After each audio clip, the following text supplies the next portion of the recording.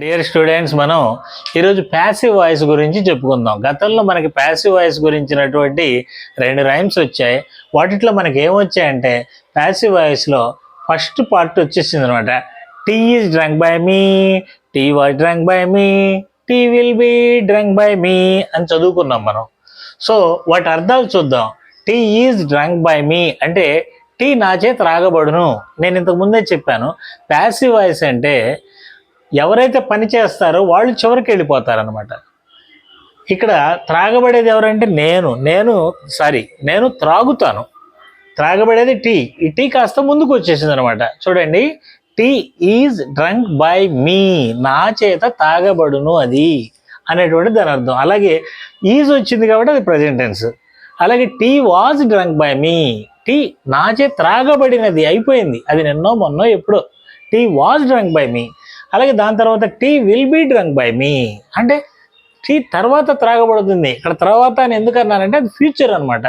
అది రేపు కావచ్చు, ఎల్లుండి కావచ్చు, సాయంత్రం కావచ్చు. కాబట్టి ఇవి 3 మనకు తెలుసు. వాటి అర్థాలు కూడా ఇప్పుడు మనం చెప్పుకున్నాం. అదే రకంగా ఇంతకుముందు మనం చెప్పుకున్నట్లే ఇంపార్టెంట్ అయినటువంటి 5 ఆ 3తో పాటు ఇంకొక 2 మాత్రమే ఇక్కడ తెలుగు రాశాను. Tea has been drunk by me, tea has been drunk by me అంటే టీ నాచి ఇప్పుడే త్రాగబడినది, has been drunk by me.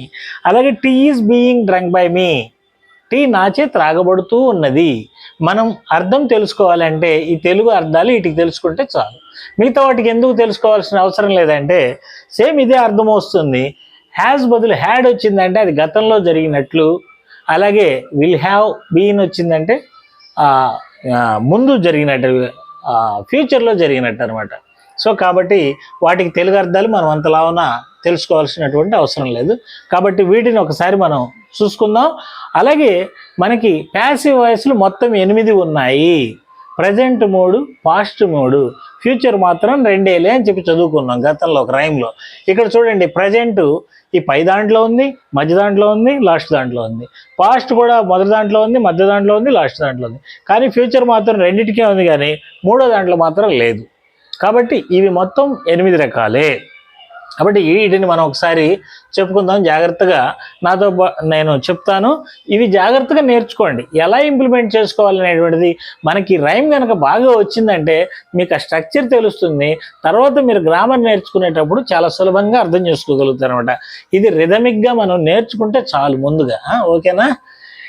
Tea is drunk by me, tea was drunk by me, tea will be drunk by me, tea has been drunk by me, tea had been drunk by me, tea will have been drunk by me, tea is being drunk by me, tea was being drunk by me. All these are passive voice.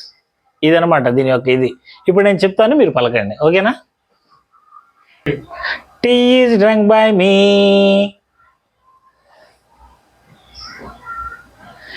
tea was drunk by me,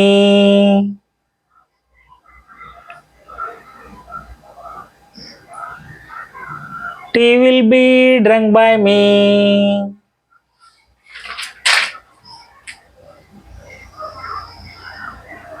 tea has been drunk by me,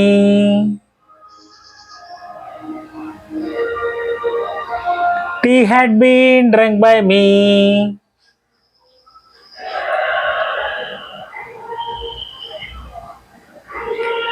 tea will have been drunk by me,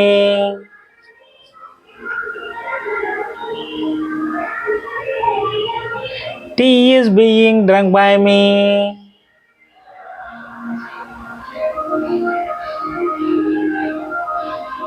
tea was being drunk by me,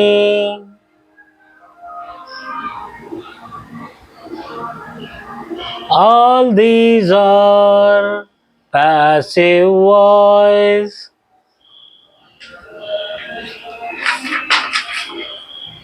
ఇప్పుడు మనం కలిపి చెప్దాం. Tea is drunk by me, tea was drunk by me, tea will be drunk by me, tea has been drunk by me, tea had been drunk by me, tea will have been drunk by me, tea is being drunk by me, tea was being drunk by me, all these are passive voice. ఓకేనా, దీన్ని జాగ్రత్తగా నేర్చుకోండి. Thank you.